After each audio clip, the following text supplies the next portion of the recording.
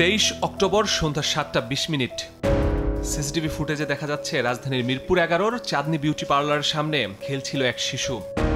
এক ব্যক্তি এসে তার নাকের কাছে কিছু একটা ধরল। মুহূর্তে শিশুটি ওই ব্যক্তির হাত ধরে হাঁটতে শুরু করে। শিশুটিকে নিয়ে হেঁটে যাওয়ার একাধিক দৃশ্য ধরা পড়ে সিসিটিভি ফুটেজে। শিশুটির নাম তানহা, বয়স 4 বছর। 11 মাস বয়সে মা হারানো শিশু বড় হয়েছে বাবা দাদা দাদির কাছে। ফুটেজ দেখার পরে যেন আকাশ ভেঙে পড়ে পরিবারের ওপর। যতই খেলাধুলা করুক, আধা ঘন্টা 1 ঘন্টা পর বাসায় আসে, আবার বের হয়। বাচ্চা মানুষ তো ওই দিন আর আসছে না। তখন আর সময় যেরকম করে গড়াচ্ছে, আমাদের তো চিন্তা বাড়ছে বাচ্চাটা কোথায়। তো অনেক খোঁজাখুঁজি করছি, পাই না। কমই আশা ছিল। তারপরে তো আমাদের বাচ্চা, আমরা তো এক রকমের আমাদের ফ্যামিলির সবাই জীবিত থেকে মৃত হয়ে গেছিল। যার বাচ্চা সন্তান হারায় সে বুঝে এর ব্যথা যন্ত্রণা। মা নেই, আমরা অনেক কষ্ট পাইছি। এই যে কামযুগ করলো, কেন করলো? আমাদের বুক খালি করে দিয়েছিল, জানেন। বিপদ যেন পিছু ছাড়ছিল না তানহার পরিবারের। এবার জিনের বাচ্চা সেজে ফোন করে বাচ্চা খুঁজে দেওয়ার প্রলোভন দেখায়। 3 দফায় হাতিয়ে নেওয়া হয় টাকা। একজন ফোন দিছিল, কিন্তু উনি যে আমার মেয়েকে ওনারা নিছে এরকম কোনো কিছু আমাকে বলেও নাই, স্বীকারও করে নাই। উনি বলছে যে জিনের থেকে আমার মেয়েকে এনে দিবে, এটা বলে টাকা নিছে। প্রথমত নিছে 510 টাকা, বলছে যে আমি তোমার মেয়ে কোথায় বা কী অবস্থা আমি দেখবো। দিলাম। তারপরে আবার নিল 2040 টাকা, তারপরে নিল আবার 510 টাকা। কাজ শুরু করে র‍্যাব 4। অপহরণের 6 দিন পর পল্লবী থেকে গ্রেফতার করা হয় সিসিটিভি ফুটেজে দেখা যাওয়া স্বপন সর্দার নামের ওই ব্যক্তিকে। তার দেয়া তথ্যে শিশু তানহার সন্ধানে অভিযান চালানো হয় মিরপুর 12-তে।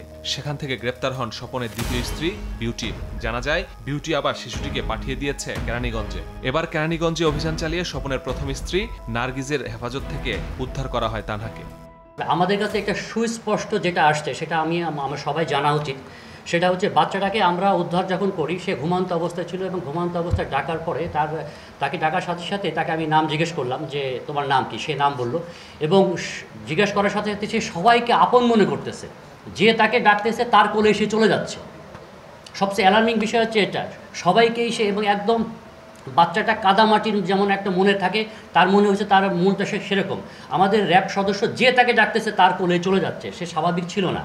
র‍্যাব বলছে চক্রটি 2টি টিমে কাজ করে। এক দল শয়তানে নিঃশ্বাস দিয়ে অপহরণ করে, অন্য দল অপহৃত শিশুকে নিঃসন্তান দম্পতির কাছে বিক্রি করে। বিক্রির আগে আবার জিনের বাচ্চা সেজে টাকাও হাতিয়ে নেয়। সুস্পষ্ট মনে হচ্ছে বাচ্চাকে আবিষ্ট করে এই অপহরণটা করেছে এবং এটা সংঘবদ্ধ একটা চক্র।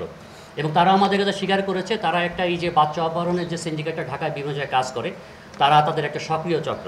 এবং আরও একটা মজার বিষয় হচ্ছে এই বাচ্চা যখন তারা অপহরণ করেছে, অনেক ব্যক্তি তারা নিজেকে জিনের বাচ্চা বা হিসাবে তাকে ফোন দিয়েছে। ফোন দিয়ে বলতেছে এই ব্যাপার যে আপনার মেয়ের তো শরীরে এখানে বাচ্চা মেয়ের ওইখানে দাগ আছে, পায়ের সমস্যা আছে, তার মুখে একটু দাগ আছে। তখন বাবা মা বিশ্বাস করেছে যে বাদী, এবং সে অনুযায়ী তাদেরকে বিভিন্নভাবে কিছু টাকা পয়সা প্রদান করেছে। বাচ্চা শিশুদের নিয়ে এরা একটা যে নিঃসন্তান যে দম্পতি আছে, এটা খুবই সিক্রেটলি এটা লেনদেন হয়। চক্রের প্রথম টিম গ্রেফতার হলেও এখনো অধরা দ্বিতীয় দল। তাদের ধরতে র‍্যাবের অভিযান চলমান। আইনে আওতায় নিয়ে আসি।